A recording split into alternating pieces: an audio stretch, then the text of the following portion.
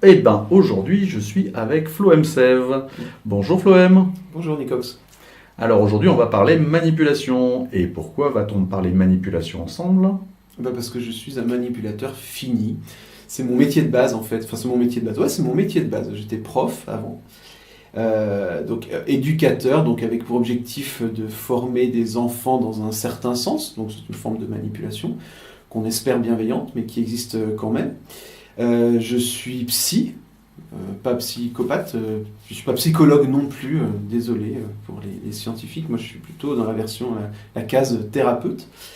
Donc je fais en sorte que les gens modifient leur perception du monde, changent de point de vue sur les choses, que leurs préjugés craquent, que leurs émotions soient différentes, et juste en leur parlant. Donc ça c'est la plus grosse part de mon métier, c'est ça. Et puis je fais un peu de conférences gesticulées, donc un peu de théâtre, donc je suis un petit peu comédien aussi sur les bords. Donc j'ai pour objectif de faire en sorte que mon auditoire vive les émotions que j'ai envie qu'ils vivent à travers le texte que je peux produire. Donc je suis un manipulateur complet. Mais assumé, et puis tu le dis à tes patients, puisque c'est un peu une forme de manipulation librement consentie. Ils viennent là pour se faire manipuler et évacuer ce qu'ils ont évacué. Toujours, principe.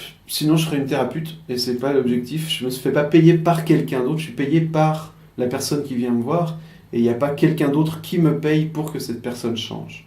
Et c'est une question d'éthique en fait. Sinon je ferais de la publicité parce que ça paye beaucoup mieux.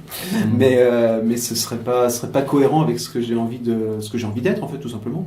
C'est pas, moi j'ai pour objectif que les gens ils aillent mieux, ils grandissent, ils changent, ils évoluent, pas forcément qu'ils soient plus aliénés ou qu'ils soient plus soumis à des choses. Et oui, parce qu'on s'aperçoit qu'on est quand même manipulé un peu en permanence par les discours politiques, par la télévision. Il n'y a pas que la manipulation entre nous qui sommes des animaux sociaux et on a souvent envie d'obtenir quelque chose de quelqu'un. Il y a aussi d'autres formes de manipulation, de masse. Est-ce que tu peux nous détailler un petit peu tout ça? Oula, t'as 3 heures de temps devant toi là. En fait, déjà dans ce que t'as dit, il y a 2-3 choses toutes simples. La première, c'est la politesse, par exemple. C'est une forme de manipulation toute simple. On n'a pas défini la manipulation. Il faudrait peut-être qu'on le fasse. Mais pour moi, la définition que j'ai de la manipulation, c'est faire en sorte que quelqu'un fasse quelque chose qu'il n'aurait pas fait si on n'était pas intervenu. Donc, grosso modo, c'est la personne est une bille dans le flipper. Et nous, on est une espèce de petit plot qui va orienter la bille dans un certain sens. Ouais, ce qu'il faut peut-être préciser, c'est qu'il n'y a pas de notion de morale, manipulation. On fait changer le comportement de quelqu'un, un comportement qu'il n'aurait pas eu. Il n'y a pas de morale. La morale, c'est quelque chose complètement à part. Après, qui tire le bénéfice de cela? Si on fait arrêter quelqu'un de fumer, c'est la personne qui est manipulée qui va en tirer bénéfice. Si c'est pour lui extorquer de l'argent, ça sera la victime. Mais ça, c'est une question morale qui n'intervient pas sur la définition elle-même de la manipulation. C'est peut-être intéressant d'insister là-dessus pour la suite de l'interview. Ouais, moi je veux débarrasser ça de la connotation désagréable. La manipulation, pour moi, c'est technique. C'est-à-dire que quand on manipule quelqu'un, quand on prend le script d'une manipulation orale, mais même quand on prend dans la publicité ou simplement un discours politique, c'est bien le principe de la rhétorique, d'apprendre à mettre des choses dans les discours qui vont convaincre les gens, ou les persuader, ou leur faire changer de point de vue. C'est des choses qui sont typiques, identifiables, soulignables. Et du coup, c'est une forme de technique derrière. C'est identifiable. Après, la manière dont c'est utilisé, c'est autre chose, effectivement. Mais c'est un peu le principe de toute technique. Ça coupe. Et il n'y a pas de personnes qui sont naturellement douées pour manipuler les autres et qui sont nées avec un bagage génétique qui leur permet de prendre l'ascendant. Je crois pas. Là derrière, il y a l'idée du charisme ou je sais pas quoi, du magnétisme. Mais moi, je pense que c'est des choses qui s'apprennent. Pour moi, c'est des choses qui se transmettent par l'éducation, familialement, éventuellement. Et en ce sens-là, il y a peut-être des gens qui ont un petit peu plus de talent de base. Mais je pense pas que ce soit quelque chose où on naisse avec. Mais ça voudrait dire qu'on naît avec tous les codes de notre culture, parce que la manipulation, elle est intimement liée au code culturel, elle est intimement liée au vécu partagé, ou en tout cas au vécu de la personne. Donc, non, je pense pas qu'on naisse avec. On est dans un certain bain, on grandit dans ce bain-là, on a plus ou moins de talent dans les relations humaines, parce que c'est de ça dont il s'agit, si tu veux le dire de manière connotée positivement, c'est des relations humaines. C'est tous ceux qui utilisent ça, c'est les métiers qui utilisent le mot relation à l'intérieur. Donc, relations clients, relations personnelles, relations publiques. Les public relations, les relations publiques, c'est l'ingénierie de la communication et de la propagande. Tous ces mots-là, en fait, ils ont des connotations différentes, mais ils recouvrent les mêmes réalités techniques. Donc, que ce soit publicitaire, gouvernemental ou simplement matrimonial, la manipulation, c'est possible, ça se fait, c'est technique et tout dépend de ce que vous voulez faire avec. Oui, tu donnes des très bons exemples dans ta conférence gesticulée. J'invite les auditeurs à regarder sur YouTube. Je mettrai le lien sur la page Facebook de l'émission, mais c'est assez intéressant de voir qui utilise ces techniques et comment. Donc les publicitaires, les premiers en fait à avoir utilisé ça, c'est toujours en fait, vous savez, l'histoire de l'innovation, c'était nouveau et les premiers à avoir utilisé ça, ce sont les industriels. Parce qu'à la clé, il y avait de l'argent, il y avait des sous à se faire, mais très très vite ça a été suivi par les gouvernants, parce que en démocratie on a un gros problème quand on est gouvernant, c'est que le peuple a officiellement son mot à dire. Or, le peuple, c'est un peu comme une girouette. Ça change un peu d'avis. Et si jamais vous vous intéressez à la politique intérieure de la Suisse et que vous suivez les votations en Suisse, vous pouvez vous rendre compte que sur un même sujet, ou en tout cas un sujet très proche, il n'y a pas vraiment de cohérence dans les votations. C'est-à-dire que par exemple, ils vont interdire les parachutes dorés, mais autoriser l'explosion des hauts salaires. Par exemple, je ne sais plus exactement quelle est la votation qui est en cours en ce moment, mais c'est un peu le même genre, c'est le complément d'une autre votation qui est en, et puis ils vont voter parfois tout, et puis son contraire. Donc le peuple n'a pas une grande cohérence, du coup c'est difficile à mener un peuple, surtout qu'en plus des fois il rue dans les brancards, de l'intérêt en fait d'être, quand on est face à une girouette comme ça, maître du vent, parce que c'est ça quand on fait de la propagande, c'est qu'on va souffler dans un certain sens, et la girouette va avoir tendance à s'orienter dans ce sens-là. C'est le cas, ça a été le cas à plein d'occasions. C'était le cas de Wilson, le président Woodrow Wilson en 1917, qui a décidé que les États-Unis allaient rentrer en guerre en Europe. Mais à cette époque-là, les États-Unis étaient un peu comme la Suisse, relativement isolationnistes, relativement indépendants. Ils s'étaient payés je ne sais combien de guerres d'indépendance. Et l'Europe, d'indépendance, de sécession, enfin voilà. À cette époque-là, l'Europe, c'était le parent encombrant et ils ne voulaient plus en entendre parler, sauf que Wilson, le président, avait décidé qu'ils allaient intervenir en Europe, et il a mis sur pied la commission Krill, avec notamment Walter Lippmann, qui est un des grands pères, avec Edouard Bernays, Chester Burger, de la propagande étatique. Et beaucoup de gens connaissent une des productions de cette commission Krill. Ils ont fait beaucoup d'affiches, énormément de choses, mais c'est l'oncle Sam, vous voyez, qui pointe le doigt vers vous et qui est « We need you for US Army ». Et peu de gens connaissent la commission Krill, mais beaucoup plus de gens connaissent encore cette affiche. Et à partir de ce moment-là, les États-Unis sont passés de indépendantistes relativement isolationnistes, nous sommes tranquilles, à nous sommes les gendarmes du monde. C'est de cette époque-là qu'a daté nous devons aider le reste du monde qui a besoin de notre puissance. Et à partir de ce moment-là, à travers ce prisme d'identité nationale-là, en fait, ça justifie absolument toutes les interventions partout, et toutes au Guatemala, toute l'Afrique, l'Amérique, pardon, et toute l'Amérique du Sud en paye encore le prix aujourd'hui, en fait. Donc il y a plein de manières de le faire. Ça touche les gouvernements et pas forcément les plus corrompus. Enfin, quoique, je suis peut-être en train de dire une contre-vérité. Peut-être que c'est ça la corruption d'un gouvernement, c'est peut-être de faire en sorte que les gouvernés pense ce que le gouvernement a envie qu'il pense. Je sais pas, c'est peut-être ça. Fabrication du consentement. Fabrication du consentement, Chomsky a beaucoup travaillé là-dessus, mais il y en a d'autres qui ont travaillé là-dessus, notamment par l'utilisation de la presse, mais aussi l'utilisation d'avoir une approche stratégique. Le fait de designer, de mettre en place une suite d'événements qui va aboutir à un changement d'opinion publique. Moi, je parle très souvent du tabac. Les femmes ne fumaient pas avant 1929, jusqu'à ce que l'American Tobacco embauche Bernays et qu'il fasse fumer des femmes dans les films américains. Les femmes dans les films américains, mais également en faisant l'opération Torch of Freedom, les flambeaux de la liberté à New York, où des femmes très célèbres sont en tête de cortège et font à l'époque un scandale, vraiment un très très grand scandale, en allumant des cigarettes qu'elles comparent aux torches de la liberté. Et à partir de ce moment-là, la cigarette n'était plus un signe de patriarcat et de domination, mais c'était un signe de liberté. Et à partir de ce moment-là, la machine arrière a été difficile à faire. C'est quasiment impossible. Quand on vend de la liberté à quelqu'un et qu'on dit si tu veux te sentir libre, en plus prends des cigarettes, tu verras, ça te fera du bien.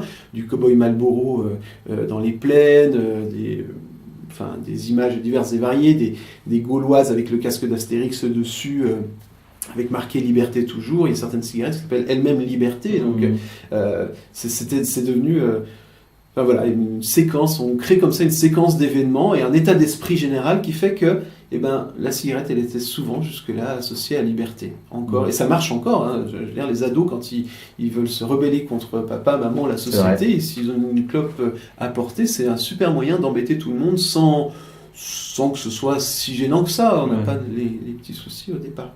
Donc il y a une suite d'événements, et puis on remarque que dans l'exemple des torches de la liberté, il y a quasiment tout. Il avait déjà tout inventé, Bernays, à cette époque-là. Les femmes célèbres qui disent « faites ceci, c'est bien », c'est la même chose que L'Oréal qui dit qui embauche des mannequins pour dire « parce que vous le valez bien ».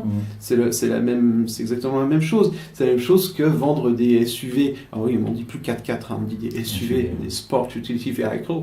C'est aussi une question on change le langage, d'accord, parce qu'un 4x4 c'est pas bien. Par contre, un SUV vraiment c'est mieux, c'est pour aller faire du sport, c'est pas pour aller écraser des enfants au centre-ville.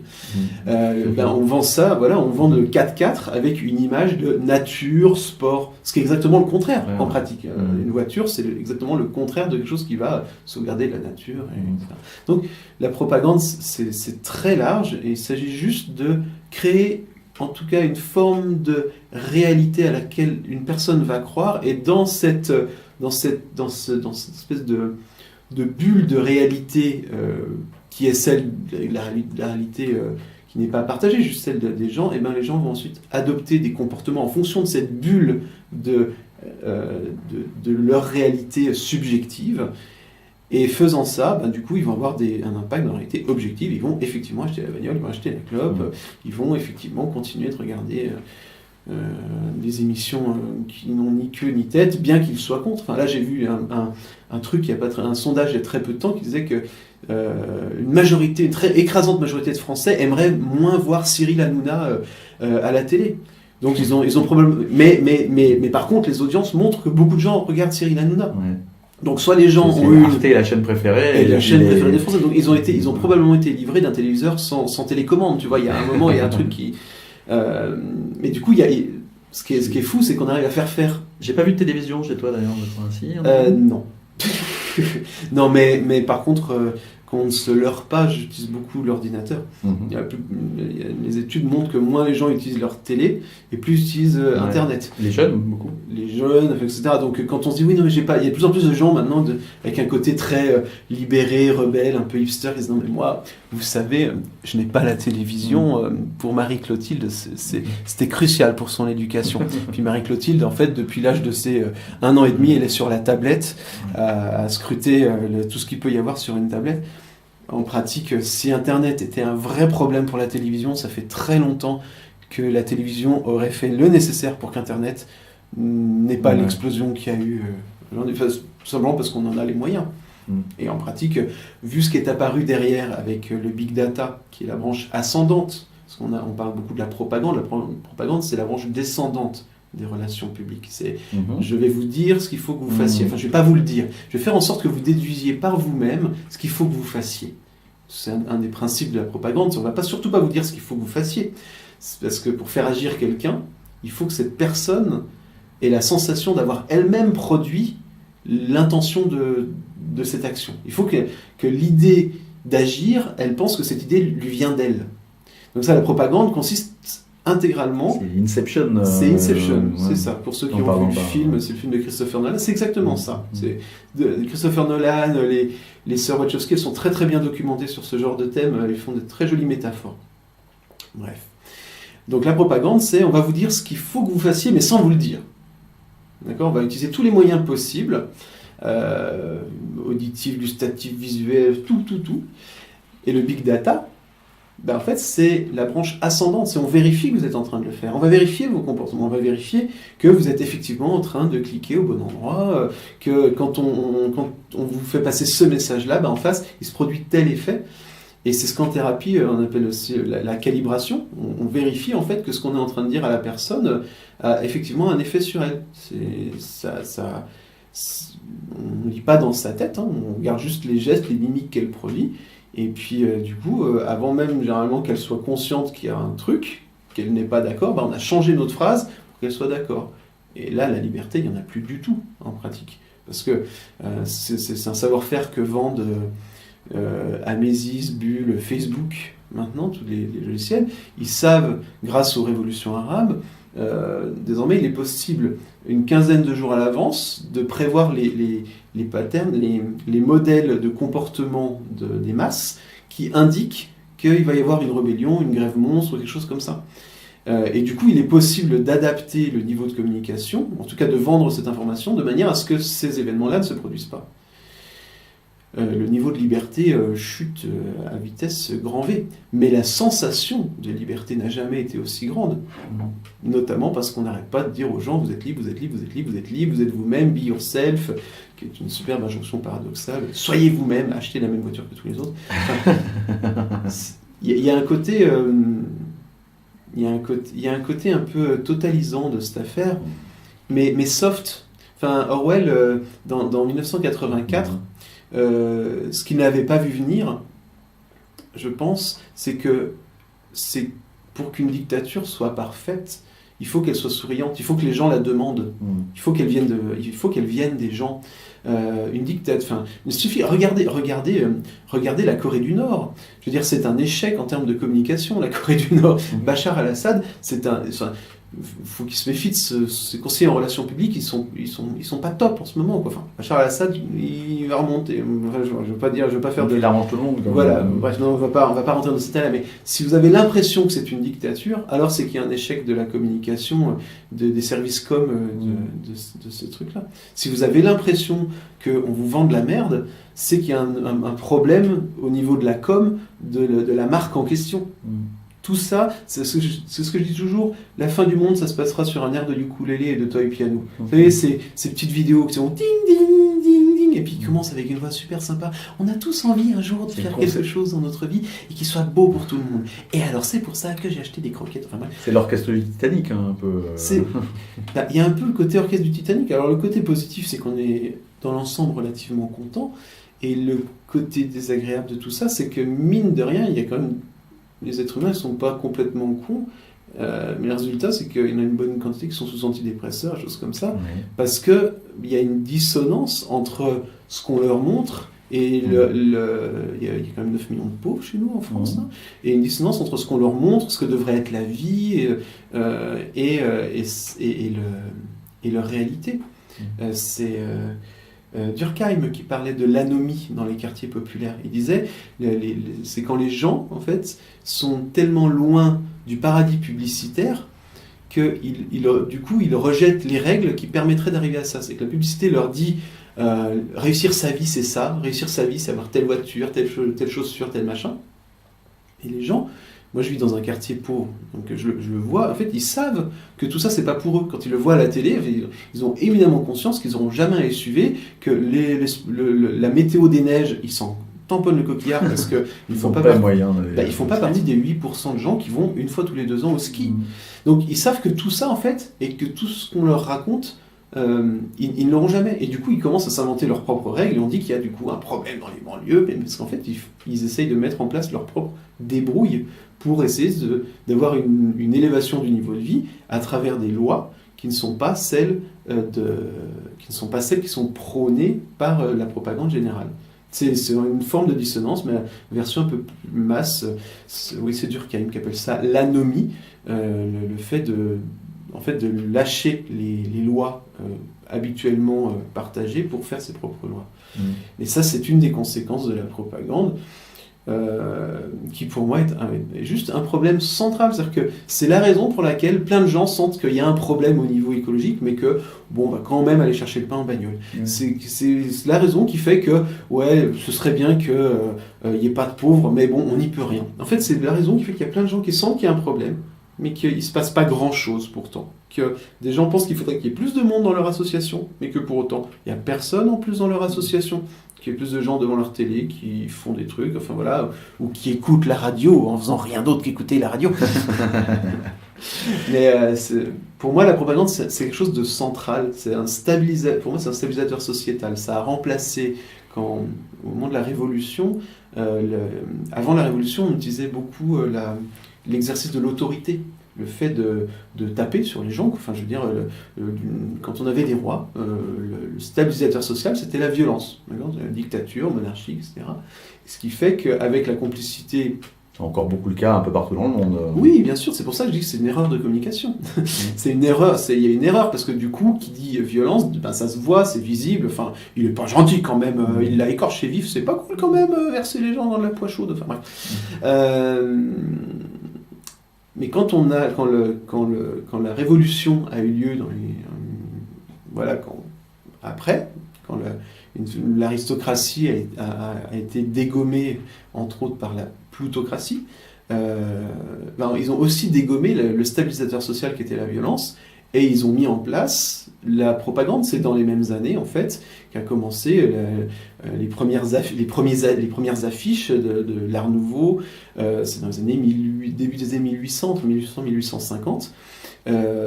Et c'est ce truc-là qui, du coup, stabilise la société telle qu'on l'a encore aujourd'hui. Alors, autant la violence, ça se faisait avec la complicité des religions qui n'étaient pas très spirituelles, et autant maintenant, la propagande, ça se fait avec une forme de complicité des médias qui ne sont pas très informatifs et des milieux culturels qui ne sont pas plus trop élevants, en fait. Et c'est le même genre de fonction. Après... Donc là, c'était surtout au niveau sociétal. Peut-être que maintenant, on va passer à un exemple un peu plus pratique pour essayer de comprendre comment, au quotidien, on peut être victime de manipulation. Donc, tu nous as préparé un petit script là qui est tout à fait intéressant. Oui, c'est un script qui est inspiré de moi, ce que j'ai vécu une fois ou deux dans la rue. Et quand je dis il est inspiré, en pratique, je me suis dit... j'ai pas forcé le trait, j'en ai pas surrajouté par rapport à ce qui est possible. C'est le genre de script en fait que en tant que personne de ma qualification qui se vendent très très bien dans les milieux publicitaires. Ça rapporte beaucoup plus de sous que de faire de l'autodéfense intellectuelle, d'être l'allié vous allez voir de quoi. C'est très...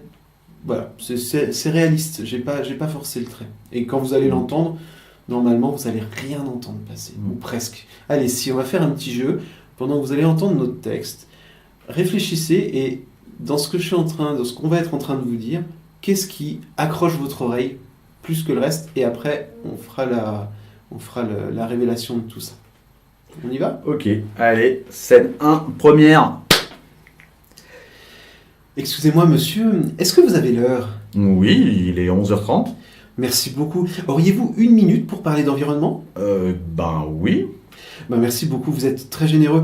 Le WWF est connu pour la force de son engagement dans la protection des milieux naturels. C'est pour cela que je me suis engagé auprès d'eux. Vous-même, vous êtes touché par la question environnementale ? Oui, oui, bien sûr, c'est une question qui nous touche un peu tous, je crois. Oui, vous avez tout à fait raison. De nos jours, on se sent parfois un peu démuni face à l'urgence écologique. Alors, je ne vais pas y aller par quatre chemins. Votre temps est précieux. Si je vous parle aujourd'hui, c'est que le WWFS a besoin de vous pour mener à bien son projet de réserve animalière de la Fessière à Perles du 16e arrondissement. Vous connaissez bien sûr cette espèce patrimoniale dont le ruissellement est légendaire et elle doit aujourd'hui faire l'objet de toute notre attention. Chaque contribution mensuelle est la bienvenue, même 20 centimes, bien sûr. Vous êtes libre du montant de votre soutien. Ouais. Sachant que si votre générosité va jusqu'à 5 euros, j'aurai la possibilité de vous offrir en remerciement un abonnement téléphonique d'1 heure avec notre partenaire Fest Télécom. Eh ben, pourquoi pas? Voilà, j'ai ici tous les documents. Je vais prendre votre nom, vous êtes Le Pigeon, François Le Pigeon, P-I-G-E... Oui, merci. Voilà. Alors si vous avez déjà croisé des gens en gilet jaune en centre-ville ou en gilet rouge, où ils sont 3-4 et qui vous abordent avec un petit sourire sympa, peut-être que ça vous est arrivé d'en prendre pour plusieurs années à soutenir des causes qu'en fait vous ne saviez même pas qu'elles existaient avant de rencontrer la personne. Eh bien, moi, c'est ce que j'appelle un château de manipulation, parce que dans cette petite minute ou ces 2 minutes d'échange, il y a une dizaine de manipulations différentes. Je ne sais pas combien vous avez réussi à en trouver de votre côté. Et puis, on va les détailler. Alors, le premier... Moi, j'ai déjà la première. Moi, le pied dans la porte, là. Ouais. On pose la question de l'heure, qu'il est difficile de refuser l'heure à quelqu'un. Et après, on se fait prendre dans un engrenage où l'engagement est toujours plus... Mais bon, moi, j'ai le premier. Ouais. C'est ça, c'est une escalade d'engagement, parce qu'en fait, toi tu as le pied dans la porte, mais juste avec l'heure c'est très visible, ça commence à être connu, mais c'est un acte préparatoire sur la voie d'un autre acte du même style qu'on va demander un peu plus tard. Mais on le demande tout de suite après. Moi, juste après, je te demande d'accorder 1 minute, ce qui n'est plus exactement le même prix qu'accorder l'heure. Mais accorder 1 minute, c'est aussi l'acte préparatoire à accorder quelque chose de plus gros juste après. Vous l'aurez compris, des sous. C'est une escalade d'engagement. Ça date, c'est Friedman et Fraser qui avaient découvert ça et qui s'étaient rendu compte que juste avec un acte préparatoire qui était collé un petit autocollant sur une vitre de la cuisine, on faisait passer le taux d'acceptation de 16,7% à 76% sur le fait de poser un panneau de sécurité routière dans le jardin. Pas un petit panneau, un gros panneau. Donc on multiplie par 5 le taux d'acceptation. Donc, rien qu'avec un seul de ces choses-là. Donc là, j'en ai mis 2, ce qu'on appelle un emboîtement. Donc un exemple courant de ça, c'est les signatures de pétitions en ligne. Maintenant, c'est devenu quasiment obligatoire que derrière, les gens ils te proposent de soutenir la pétition, de rajouter des sous, de passer ça à tous tes contacts Facebook. Et en fait, c'est autant d'actes préparatoires pour un engagement beaucoup plus lourd. T'en avais vu d'autres, toi, des murs? Parce que le château, il est large. Hein, je veux dire, vous pouvez être enfermé au milieu d'un château où il y a une dizaine de murs. Tu m'as donné quelques idées. Comme maintenant que j'ai ton document, là, j'ai les infos un peu devant moi. Mais c'est vrai que l'étiquetage, je le connaissais, mais c'est vrai que vous êtes très généreux. Ouais. C'est pas quelque chose sur lequel j'aurais mis tout de suite la notion d'étiquetage. Mais c'est assez intéressant d'ailleurs. Tu vas nous en parler. On joue avec ton identité en fait à ce moment-là quand on utilise vous êtes. C'est très généreux de votre part. En fait, c'est très généreux de votre part n'aurait pas fonctionné. Si on avait dit merci, c'est très généreux de votre part, ça n'aurait pas marché comme un étiquetage. En revanche, quand on dit vous êtes généreux, ça tend à faire rentrer la caractéristique dans ton identité. Alors, je vous laisse chercher sur vous êtes Charlie, je suis une femme Barbara Gould, etc. La publicité joue énormément avec ce que vous êtes. Du coup, sur généreux, c'est une caractéristique positive et on va avoir tendance à adhérer au comportement que cette caractéristique donne. Mais il y en a du coup une deuxième, puisque je te l'ai dit, c'est un château. Je t'ai pas seulement étiqueté comme étant généreux, mais comme étant aussi touché par la question environnementale. Mais je te l'ai mis sous une forme de question à laquelle tu as répondu oui, et à laquelle c'était difficile de répondre non. C'était pas possible. Oui. On se rend compte que tout le script est déroulé de telle manière que jamais on va être dans l'opposition, jamais on va pouvoir dire non à la personne. Tout accompagne le oui, on baigne dans le oui. On se sent parfois un peu démuni face à l'urgence écologique. À qui ce n'est pas arrivé de se sentir démuni face à un pingouin en train de crever avec du plastique dans le bide, ou à un pauvre ours qui est tout décharné. En fait, c'est du vide. Et l'intérêt en plus d'une phrase comme ça, c'est que ça pointe un problème et derrière je vais te proposer une solution. Tu te sens démuni, tu vois, t'as beau être généreux, t'as beau être concerné par les questions écologiques, finalement en fait, tu sais peut-être pas trop quoi y faire, hein, t'aimerais t'engager mais tu n'y arrives pas, alors que c'est possible. Je viens de te dire que je me suis engagé avec le WFS, donc c'est que toi-même, t'es un peu un minable, quoi. Tu vois, si t'étais vraiment quelqu'un de bien, tu serais avec moi, en train de démarcher des gens. Mais avec le beau gilet. Avec le beau gilet et tout, mais non. Donc, d'un côté, il y a la caresse, de l'autre côté, il y a le gourdin. Je te pointe un problème. Pour que je file droit et que tu m'emmènes au bout de la route que tu as décidé de m'emmener. Exactement. Mais bien sûr, je ne vais pas y aller par 4 chemins.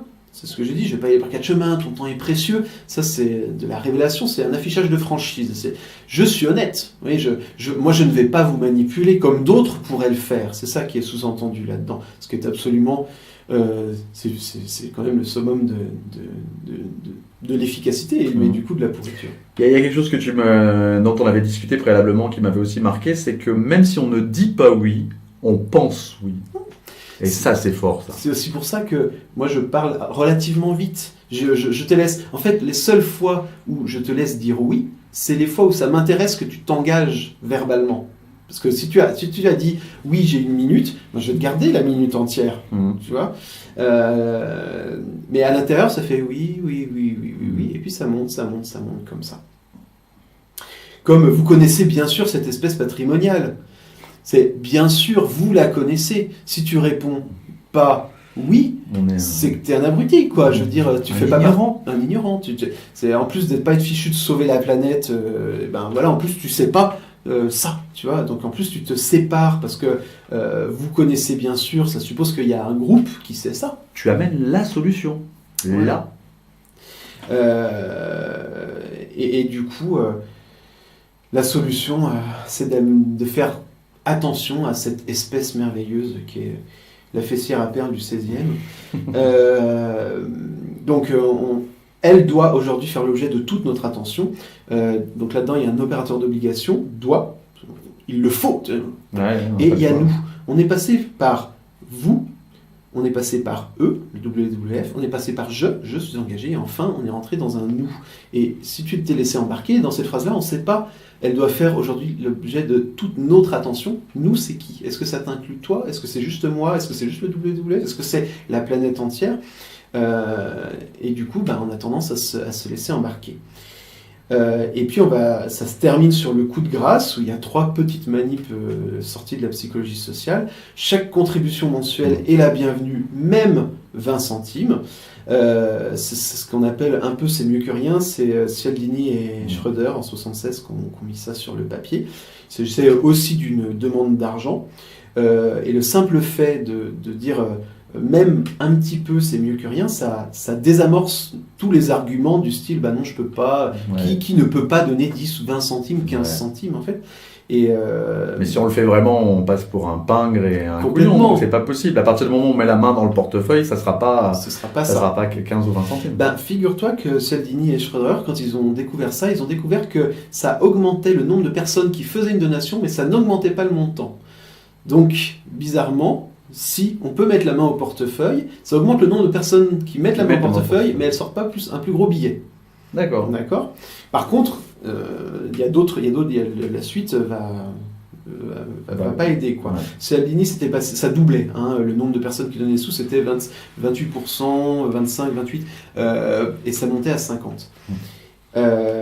Bien sûr, vous êtes libre du montant de votre soutien. Je suis entièrement libre. Tu es complètement libre. On se rend bien compte à quel point on est libre dans ce script. Vraiment, on sent qu'on a la maîtrise. Vraiment, on peut répondre ce qu'on veut. On n'est pas du tout guidé. C'est ça. Mais ça, c'est très... Alors, le coup de la liberté, c'est quelque chose qui est très répandu dans la propagande. Plus vous vous sentez libre, plus vous êtes manipulable. Plus vous imaginez que vous n'êtes pas manipulable, plus vous l'êtes aussi. Donc, faut-il arrêter immédiatement d'écouter cette émission? Je ne sais pas. Vous êtes foutu. Mais faites attention à la rhétorique de la liberté.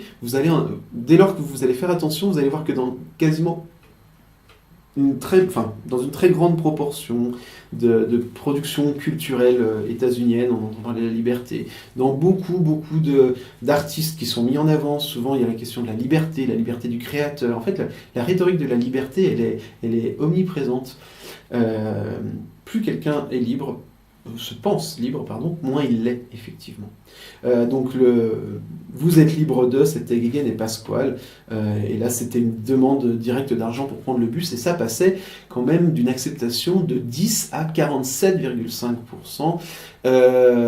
Donc c'est pas rien, c'est multiplié par 5, et là ça changeait la somme qui était donnée, où on passait de un peu moins d'1 euro, c'était 3 francs et quelques à l'époque, à un peu plus d'1 euro, c'était 7 francs et quelques à l'époque.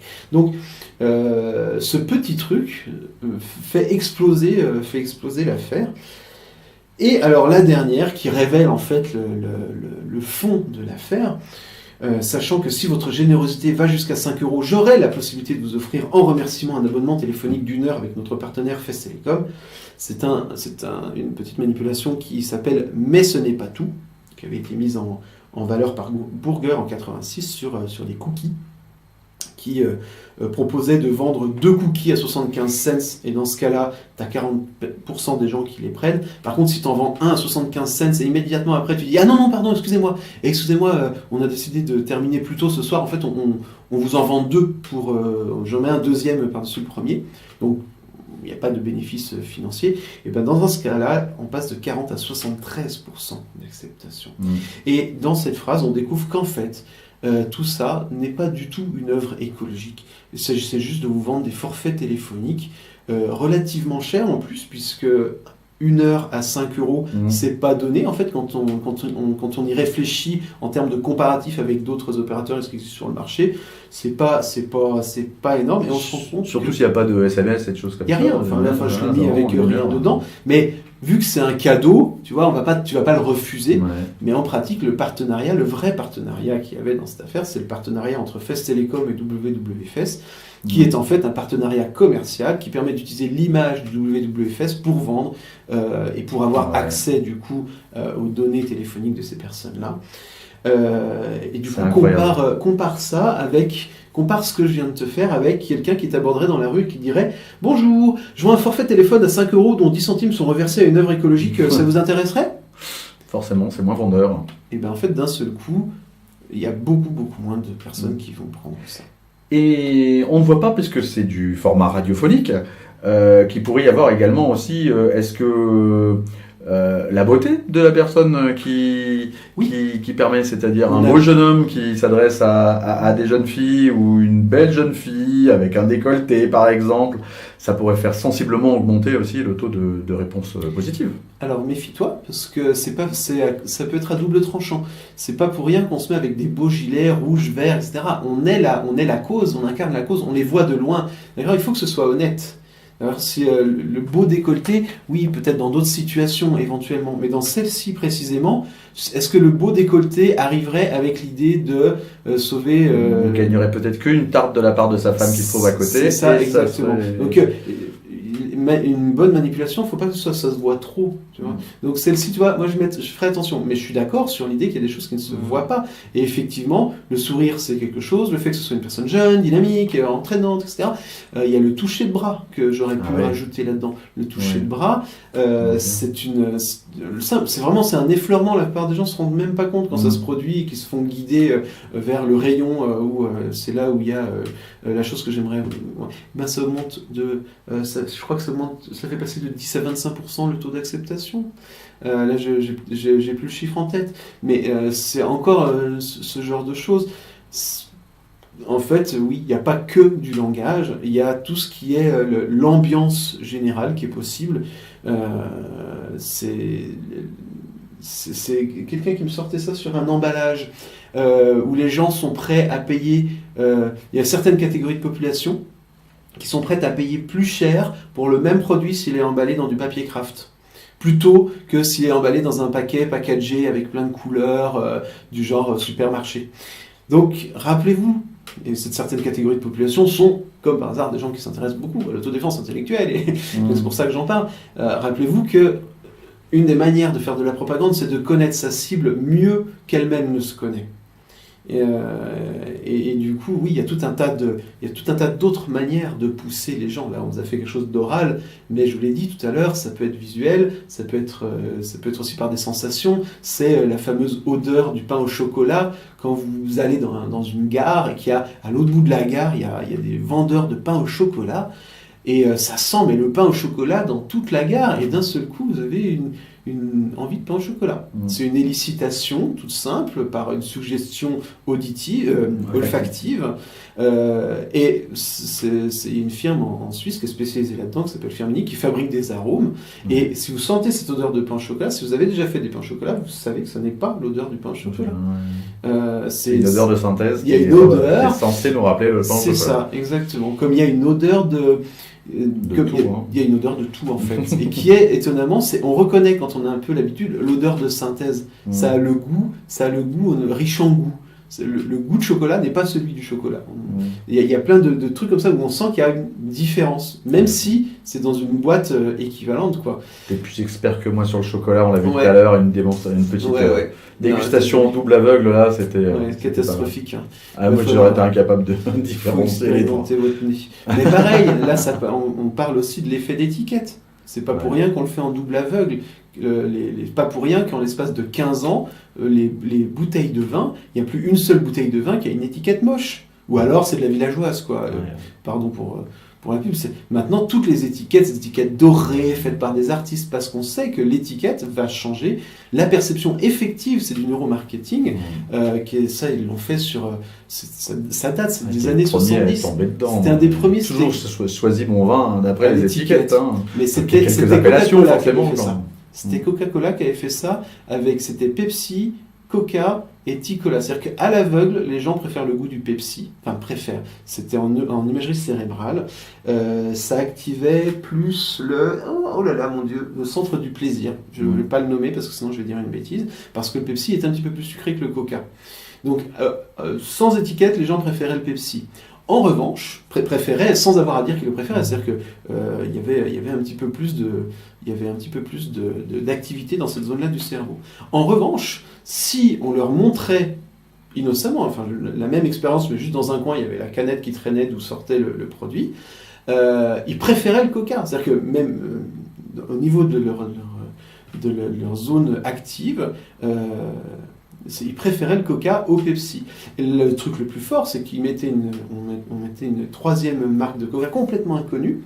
Et cette troisième marque de Coca activait moins que les deux autres. Le truc le plus fou, c'est quand tu mettais du Pepsi dans les 3 canettes, et ben, tu as 3 niveaux d'activation différents, juste liés au nom qu'il y a sur la canette. Entre l'effet placebo, les idées reçues et là on est en plein dans le neuromarketing où ils ont investi.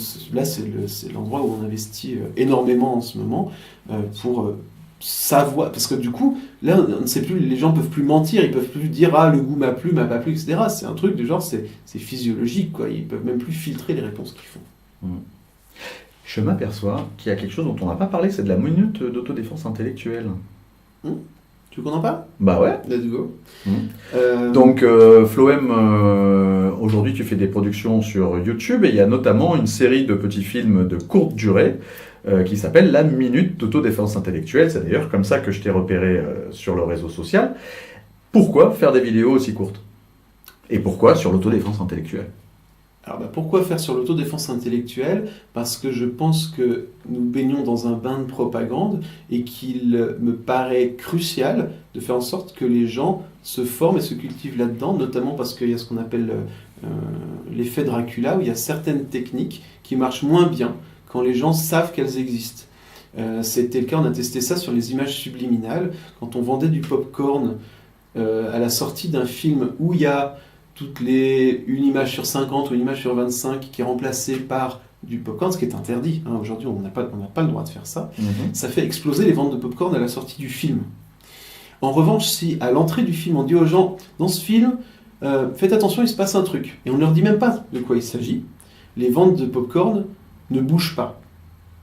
En revanche, si on leur dit, attention, dans ce film-là, il y a peut-être un truc qui est là pour vous influencer pour quelque chose, les ventes de popcorn baissent. ça s'appelle l'effet Dracula. C'est que quand tu mets un vampire à la lumière du soleil, il se transforme en poussière. Et la culture de l'autodéfense intellectuelle, la culture de la propagande, j'ai espoir que... Parce qu'on dit des fois, oui, mais plus t'en parles, plus il y a des gens qui vont s'en servir. Ouais, mais ne vous inquiétez pas, toutes les études à ce sujet-là, elles datent des années 70, 80, les premières études. Ça fait longtemps que tous les gens qui doivent s'en servir, c'est des best-sellers, toutes les études, c'est des best-sellers d'école de commerce. Petit traité de manipulation à l'usage des honnêtes gens. Exactement. Pour rappeler le livre de Beauvois. Et Joule. Aux presses universitaires de Grenoble, me semble-t-il. Et du coup, l'idée, c'est de cultiver les gens qui n'iraient pas vers ça. Parce que l'excuse en face, c'est de dire « Ah, mais de toute façon, ces informations, elles sont de notoriété publique, tout le monde peut y accéder, alors les gens, ils ont qu'à se cultiver s'ils ne veulent pas être manipulés. » Sauf que, bien évidemment, personne ne va transmettre ces idées-là. Et je pense que c'est un peu tous les youtubeurs, mais également, c'est probablement aussi une part de ta motivation, de faire en sorte que les gens se libèrent de ça et aient les outils pour le faire. Alors maintenant, pourquoi j'ai fait aussi court ? J'ai fait aussi court parce que c'est un peu le mode de consommation des médias aujourd'hui. Quand on a des choses sur Internet, sur les réseaux sociaux, des choses comme ça, c'est très rare que l'attention des gens dure plus d'1 minute 10, 1 minute 30. Et la plupart des statistiques que je vois de visionnage, parce que figurez-vous que quand on est youtubeur, on a toutes les statistiques de tout ce que vous faites sur nos vidéos, tout, je sais tout, de où vous habitez, si vous êtes un homme, une femme, bref, c'est merveilleux.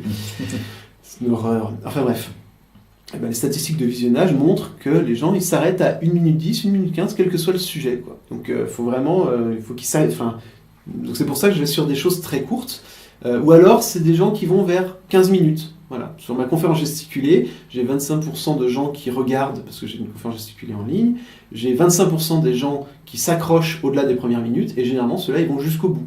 Donc c'est une autre population. Quand il y a des gens à hygiène mentale, ils font des vidéos qui durent entre 25 et 35 minutes. Il disait hier en moyenne 34 minutes. Ouais. D'accord.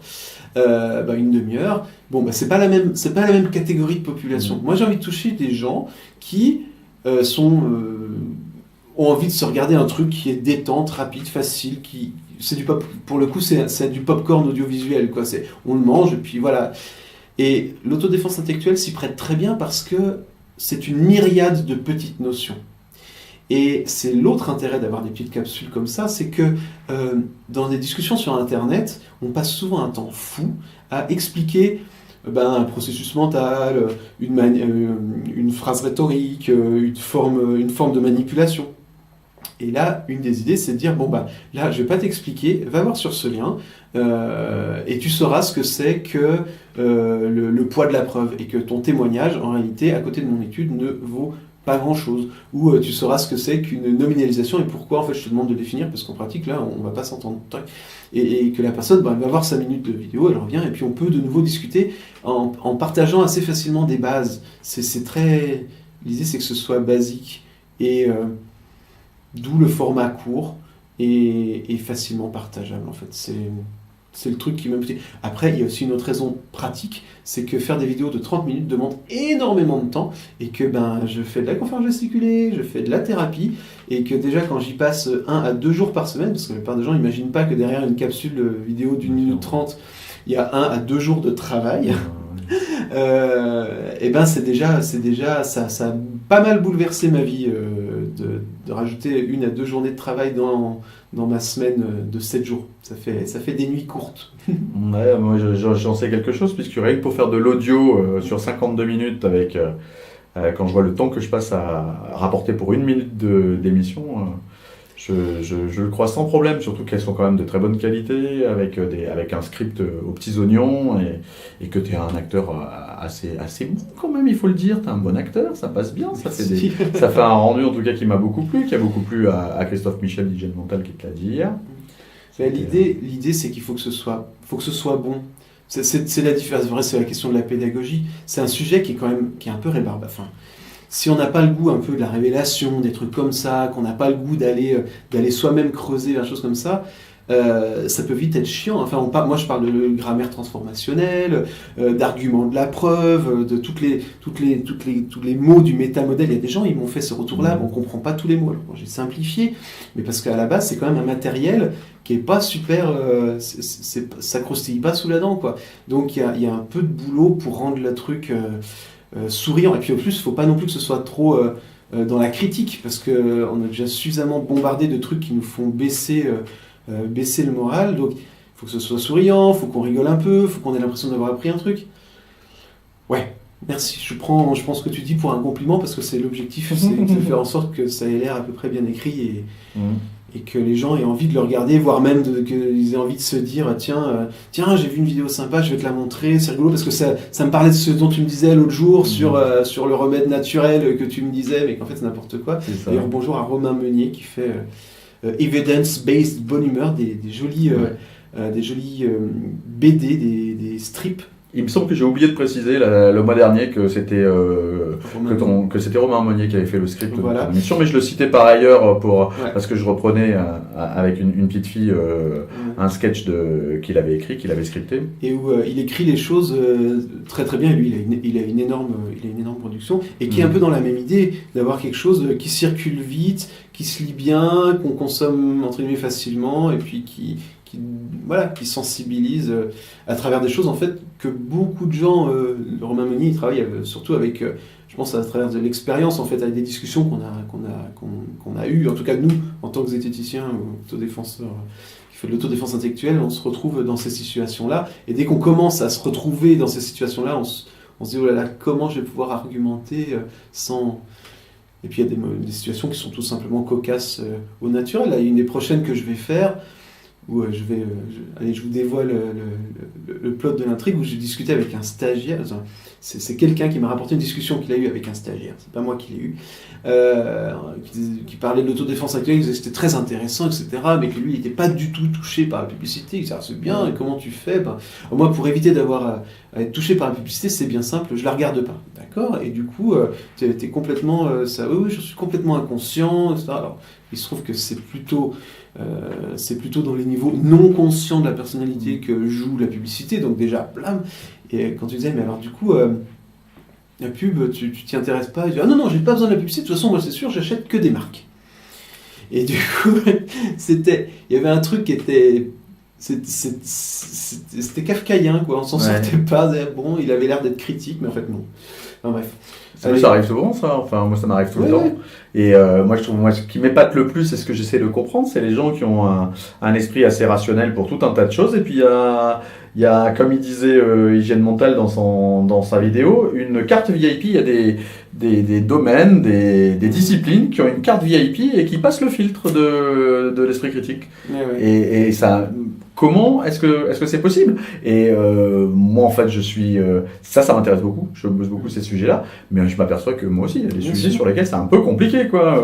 Il faut des preuves vraiment solides. Je suis prêt à revoir quand même. Je suis prêt à me remettre en question, mais c'est pas évident. C'est pas avec la même facilité sur tous les sujets. Alors là, on est en train de s'éloigner du sujet, mais pour moi, je pense qu'on est fondamentalement pas très rationnel. Enfin, on a des émotions, on a peur, on a de la joie, il y a des choses qui nous font plaisir, d'autres pas, et du coup, on s'arrange aussi avec un certain... Enfin, c'est comme les gens qui fument et qui veulent pas fumer. Pourquoi fument-ils? Ou les gens qui ont des obésités morbides et qui continuent de bouffer. Il y a des trucs, il y a des arrangements qui se font à l'intérieur, et puis... C'est le produit de notre évolution aussi, hein. Ça, il faudra que j'en parle une fois dans une émission, mais c'est un peu plus touchy. Bah oui, parce qu'on touche à des choses qui sont pas très matérielles dans tout ça. Alors on a des preuves, on a un cerveau limbique avec les émotions, on a le cerveau cortical au-dessus, on a du reptilien en dessous avec des émotions encore plus acerbées. Mais c'est touchy parce que là, on n'est pas dans de la démonstration physique, quoi. Et les zététiciens, ils aiment pas trop quand on parle des choses qui se voient pas, quoi. Car comme saint Thomas, auquel tous les zététiciens croient, ils ne croient que ce qu'ils voient. Même pas, il faut même pas croire ce qu'on voit. Sinon les lapins disparaissent des chapeaux, et non, c'est même pas possible de faire ça. Ah ouais, non, vous avez raison, ne croyez pas à ce que vous voyez. Mettez en doute et puis ce sera bien. Mettez en doute. Eh ben merci beaucoup Floem pour cette interview qui a duré pas mal de temps. Du coup, ce que je vais peut-être faire, c'est la conserver en entier, la mettre sur YouTube peut-être en entier comme ça, et en garder un morceau, notamment sur le script que tu as écrit sur la manipulation, qui était très bien fait, qui fait comprendre aux gens comment on peut se faire avoir dans la rue, quelles sont les bases de la manipulation qu'utilisent les gens pour essayer de nous extorquer, de l'acceptation, une signature, de l'argent, un abonnement et des choses comme vote. Ça. Un vote aussi. Oui. Mmh. Comment il a été élu. Je vais pas vous dire le nom. Vous allez comme ça, tout le monde peut imaginer le sien. Merci beaucoup Floem. C'est un plaisir. À très bientôt. Ouais, bye bye Nicox, bye. Au revoir. Au revoir tout le monde.